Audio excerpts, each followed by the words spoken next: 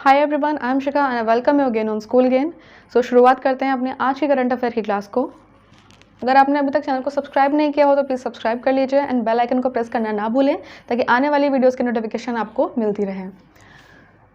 So here is the first news of today. Rajasthan state government started मोक्ष कलश योजना 2020। Rajasthan state government ने start की है मोक्ष कलश योजना 2020। इस योजना के अंतर्गत किसी भी फैमिली से अगर कोई भी अपने फैमिली मेम्बर या किसी की अस्थियों को विसर्जित करना चाहता है गंगा या हरिद्वार में जाके, those who want to immerse the ashes in Ganga Haridwar, यहाँ पे राजस्थान स्टेट गवर्नमेंट ने एक फैमिली मेम्बर्स जो हैं उनमें से 2 फैमिली मेम्बर को फ्री बस पास की सुविधा दी है ताकि वो जाके उनकी अस्थियों को विसर्जित कर सकें और उसके लिए उनसे किसी पैसे का चार्ज नहीं लिया जाएगा। काफ़ी अच्छी पहल है ये। लेकिन यहाँ पे ध्यान देने वाली बात यह है कि इस योजना का लाभ वैसे तो सभी को मिलेगा, लेकिन केवल उन लोगों को नहीं मिलेगा जो इनकम टैक्स पेयर हैं या फिर गवर्नमेंट एम्प्लॉय हैं। इसके अलावा उन बाकी सभी लोगों को इस योजना का लाभ मिलेगा। हमारी सेकेंड न्यूज़ है, India and Nepal being started security patrol along border in Kapilvastu district. India और नेपाल ने जॉइंट सिक्योरिटी पेट्रोलिंग स्टार्ट की है। कहाँ पे? बॉर्डर ऑफ कपिलवस्तु डिस्ट्रिक्ट में। क्यों की है? To control the spread of कोविड-19 and keep in check the legal cross border, ताकि वो अपने जितना भी इस समय जो स्प्रेड फैल रहा है, जितना भी कोविड-19 उसकी रोकथाम को वो कर सकें। और दूसरा इनका जो मकसद है पेट्रोलिंग का वो है to keep in check the illegal cross border, ताकि कोई भी अवैध व्यापार या कोई भी गलत काम उनके दोनों के बॉर्डर्स के बीच में ना हो सके। तो उसके लिए उन्होंने पेट्रोलिंग स्टार्ट की है, joint patrolling India and Nepal ने। नेपाल के जो पीएम हैं वो हैं मिस्टर खड़क प्रसाद ओली जी, जिनको हम केपी ओली के नाम से जानते हैं। नेपाल की कैपिटल है काठमांडू। हमारी थर्ड न्यूज़ है, Piyush Goyal attended virtual G20 meeting of trade and investment minister. Piyush Goyal ji ने वर्चुअली अटेंड की है अभी G20 मीटिंग को। किस लिए? Of trade and investment minister, यानी कि जितना भी जो ट्रेड और इन्वेस्टमेंट को बढ़ावा देने के लिए उन्होंने अभी एक वर्चुअली मीटिंग अटेंड की है इंडिया की तरफ से। किसने? मिस्टर पीयूष गोयल जी ने।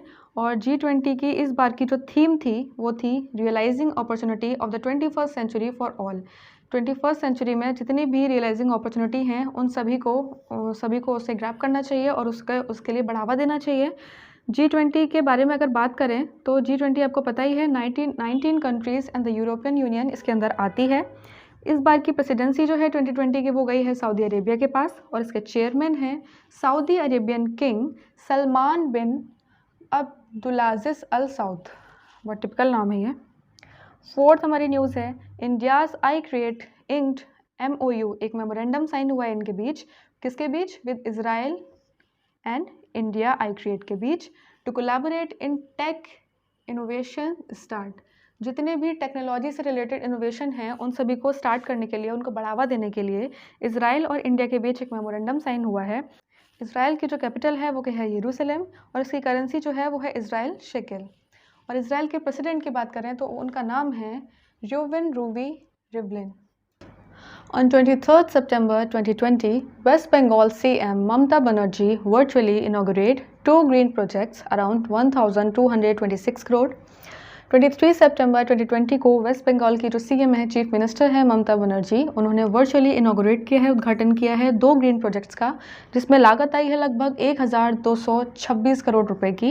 इसमें फर्स्ट प्रोजेक्ट है management and sustainable development projects and second है सोलर पावर प्रोजेक्ट्स। ठीक है।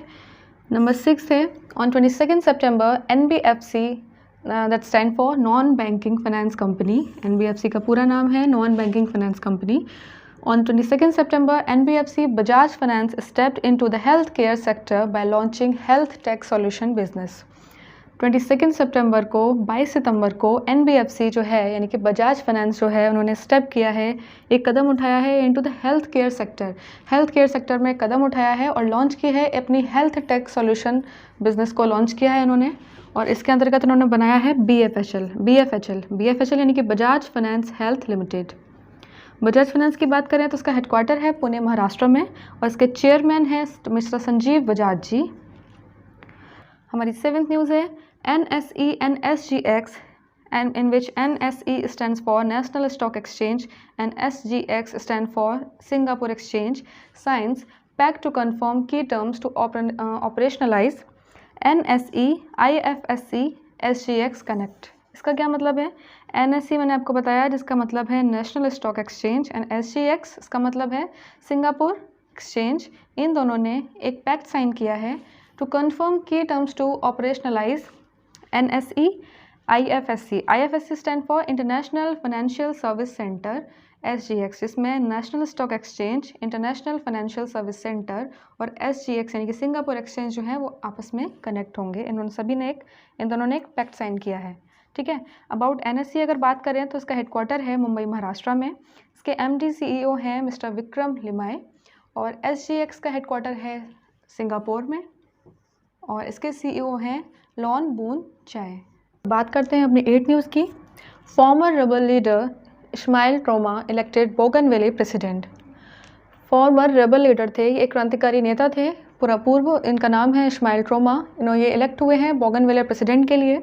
बोगनवेल की बात करें, यहाँ की जो कैपिटल है उसका नाम है बुका आइलैंड, और यहाँ पे जो करेंसी चलती है वो चलती है PNG कीना। PNG का मतलब है पैपुआ न्यू गिनियन कीना। ठीक है, बहुत डिफरेंट नेम है ये। यहाँ की करेंसी जो है ये है PNG कीना, that stand for Papua new Guinean कीना। 9th न्यूज़ है हमारी। UNCTAD यानी कि United nation conference of trade and development has predicted that the GDP of India will contract by 5.4% in the year 2020। UNCTAD की जो establishment हुई थी वो हुई थी 30 दिसंबर 1964 को, और इनकी प्रेडिक्शन है, इस बार की ये भविष्यवाणी है कि ये जो GDP है इंडिया की वो इस बार कॉन्ट्रैक्ट होगी, यानी कि घट जाएगी 5.4% 2020 ईयर में। ये अच्छी न्यूज़ नहीं है इंडिया के लिए। बात करें UNCTAD की, यानी कि इसका हेडक्वार्टर जो है वो है जिनेवा स्विट्ज़रलैंड में, और इसके जो हेड हैं उनका नाम है मुखिशा किटुई। नंबर 10th न्यूज़ है हमारी। Colombia journalist Jineth Bedoya Lima won the golden pen of freedom award 2020 on 16 सितंबर। कोलंबिया की जर्नलिस्ट हैं, ये पत्रकार हैं, इनका नाम है जिनेथ बेडोया लिमा, जिन्होंने जीता है the golden pen of freedom award 2020। कब? 16 सितंबर को। नंबर 12th न्यूज़ है। RBI appoints mister AK Dikshit as a new administrator of PMC bank. PMC bank यानी कि पंजाब महाराष्ट्र कोऑपरेटिव बैंक।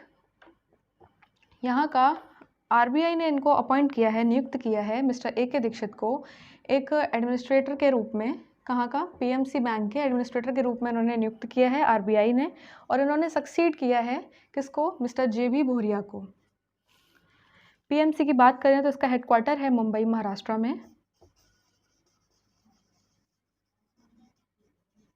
और इसके CEO हैं मिस्टर सुरेंद्र सिंह राम सिंह, मिस्टर सुरेंद्र पाल सिंह राम सिंह। अपनी 13th न्यूज़ की तरफ। 17-year-old गर्ल खुशी Chindalia appointed UNEP's green ambassador in India.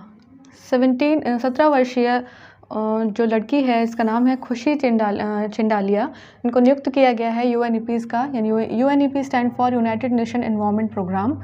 इनको नियुक्त किया गया है वहाँ का ग्रीन एम्बेसडर इंडिया में, और इसके एग्जीक्यूटिव डायरेक्टर हैं UNEP के इंगर एंडरसन, और हेडक्वार्टर है इसका मुंबई महाराष्ट्र में। 14th न्यूज़ है। वर्ल्ड मैरीटाइम डे 2020 जो कि मनाया गया इस बार 24 सितंबर 2020 को, इसका थीम था sustainable shipping for a sustainable development. 15th news है। 72 एमी अवार्ड्स जो कि दिए जाते हैं, ये एक तरीके के अमेरिकन अवार्ड होते हैं that recognise excellence in the television industry.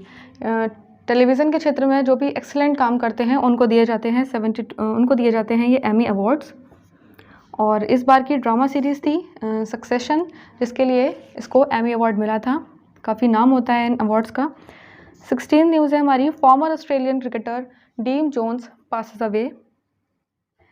जो पूर्व क्रिकेटर थे ऑस्ट्रेलियन, उनका नाम था डीन जोन्स, जो कि अभी जल्दी में ही गुजर गए। 17th न्यूज़ है।